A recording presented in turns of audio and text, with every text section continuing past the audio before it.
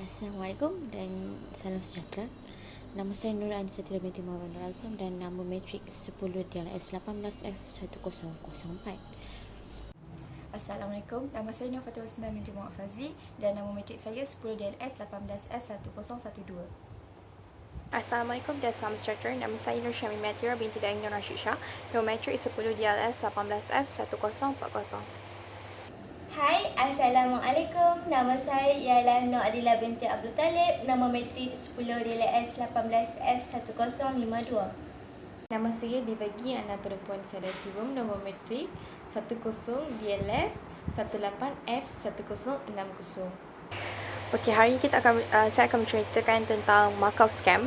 So, baru-baru ini negara kita telah digemparkan dengan penangkapan sekumpulan penjenayah yang menjalankan jenayah scam, iaitu kumpulan Macau scam. So, mereka ini terdiri daripada golongan selebriti dan juga ahli kenamaan.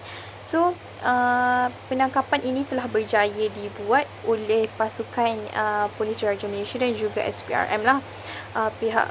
Pihak polis dan SPRM juga telah telah membekukan sebanyak 730 akaun bank dan banyak kereta yang telah disita oleh mereka. Selain itu, terdapat juga 10 anggota polis telah ditangkap kerana terlibat di dalam scam Macau scam ni. Seperti yang kita dapat tahulah, kes sebelum ini iaitu ada seorang guru telah rugi sebanyak 791,000, di mana Macau scam ini akan memilih target mereka kepada golongan yang lebih tua. Sekarang saya bentang tentang jenis-jenis skamer yang terdapat di Malaysia. Yang pertama, skam tawaran pembiayaan kewangan yang mudah dan cepat. Yang kedua, skam pembinaan wang oleh pegawai polis atau pegawai bank macam skam.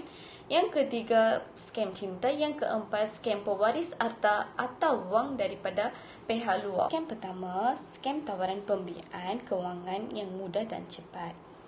Skam ni biasanya menjerat memerlukan wang perlu kadar dengan segera. Contohnya, anda mendapatkan pembiayaan kewangan sehingga 100 juta perlu berjumlah wang terlebih dahulu sebagai wang pendahuluan loan yang diminta. Apabila kita berfikir jumlah pinjaman serta kadar interest yang sangat menarik, langsung tanpa berfikir panjang, masukkan wang berkenaan. Tetapi anda cuma akan sedari apabila wang akan dijanjikan tidak muncul dan nombor telefon yang anda urusan selama ini sudah tiada dalam pertalian. Skam pembinaan wang oleh pegawai polis atau pegawai bank. Ini antara skam yang paling bahaya dan paling konvinsing. Skamer juga berani berlakon jadi polis ketiga ini. Mereka secara random akan membuat panggilan dalam talian. Mereka akan membuat panggilan dan mengatakan anda sedang berhadapan satu kes polis. Anda perlu membayar jumlah wang dan menyelesaikan kes tersebut. Ketika itu, anda sedang panik dan keliru. Biasanya mangsa akan terus membuat pembinaan wang tanpa membuat pengesahan sama ada adakah anda benar-benar terlibat dalam kes polis. Ketiga, skam cinta.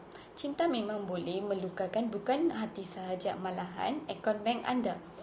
Skam cinta ini sangat popular dalam dunia ini sekarang ini. Bagaimana skam ini berlaku?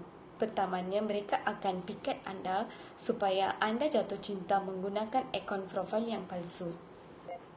Yang keempat, skam pewaris harta atau wang daripada pihak luar.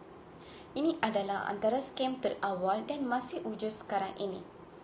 Anda akan menerima satu email yang menyatakan anda adalah pewaris harta bernilai jutaan ringgit daripada seorang individu dari luar yang anda tidak dikenali. Bukan sahaja anda tidak kenal nama berkenaan. Seterusnya, saya akan menjelaskan dengan lebih terperinci mengenai Macau scam.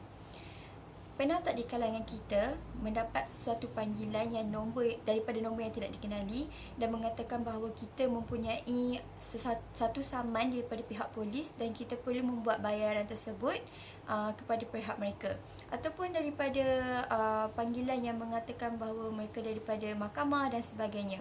Jadi sekiranya kita pernah mendapat sebarang panggilan daripada pihak sebegini, ini merupakan salah satu modus operandi Macau scam yang diguna pakai pada zaman sekarang. Jadi macam mana Macau scam ini boleh diperkenalkan? Okey, untuk pengetahuan semua, Macau ialah satu wilayah autonomi di Pulau Selatan China, dan Macau ni terdapat dua teori yang diberi nama, iaitu satu teori yang mengatakan bahawa Macau scam ni diberi nama disebabkan mangsa pertamanya berada di Macau, dan teori kedua ialah dikatakan jenayah yang Macau scam lakukan ni berpusat di Macau sendiri. Jadi secara asasnya Macau scam ini ialah scam yang melibatkan daripada panggilan yang dibuat oleh pihak luar. Dan jika anda mendapat suatu panggilan yang tidak dikenali dan mengatakan mereka daripada pihak-pihak tertentu, itu ialah merupakan satu modus operandi yang dinamakan Macau scam. Jadi, siapakah target dan mangsa kepada Macau scam ini?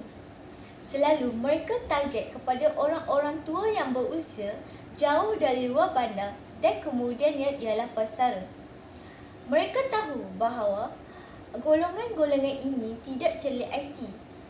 Bila tidak celik IT, maka mereka mudah untuk diperdaya dan ditipu. Seterusnya, terdapat beberapa faktor yang menyebabkan golongan individu itu dia mudah ditipu dan menjadi sasaran kepada golongan skamer ini untuk mengambil kesempatan. Okey, antaranya ialah kumpulan atau individu skamer ini dia menyasarkan kepada mangsa yang mempunyai kriteria seperti mangsa mudah tertarik dan tertipu dengan ciri keuntungan yang banyak dalam masa yang singkat. Okey, bagaimana golongan skamer ini mereka mengumpan mangsa? Mereka akan mengumpan mangsa dengan menunjukkan kuasa serta mempamerkan kekayaan kepada mangsa, daya tarikan terhadap produk, servis atau pulangan, janji jadi manis, serta desakan dan memeras ugut. Dan mangsa juga mempunyai perhubungan persahabatan dan kekeluargaan dengan si skamer tersebut.